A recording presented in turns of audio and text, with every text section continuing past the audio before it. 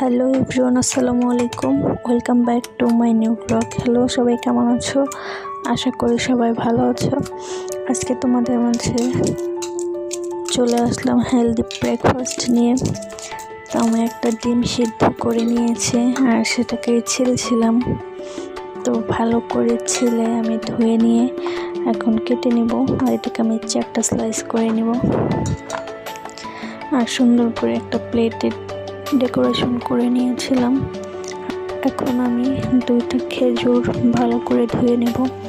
তোমরা চাইলে আরও বেশি ধুয়ে নিতে পারো, আমি কম খাবো তাই কম নিয়েছি। আর আমি ভিতরে 2টা বীজও বের করে নিয়েছি। এখন এটাকে প্লেটে সাজাবো। আর এখন আমি নেব 3-4টা কাঠবাদাম, 3-4টা কাজু বাদাম, 3-4টা পেস্তা বাদাম।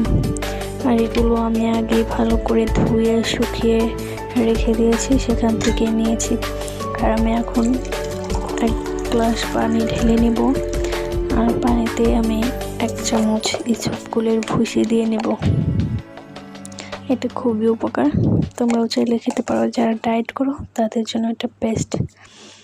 তো আজকের মতো আমার ভিডিওটা এই পর্যন্তই।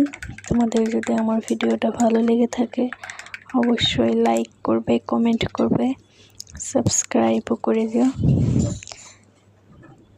আর তোমরা এরকম হেলদি ব্রেকফাস্ট করতে পারো।